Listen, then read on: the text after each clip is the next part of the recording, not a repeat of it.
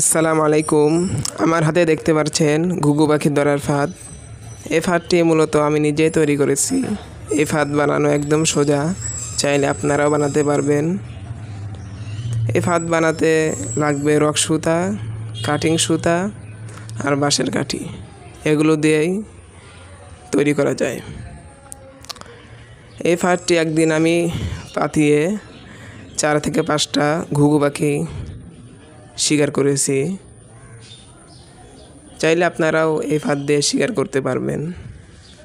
আর যারা ভাবছেন ফাঁদ বানাতে পারবো না, তারা আমার থেকে কিনে নিতে পারেন।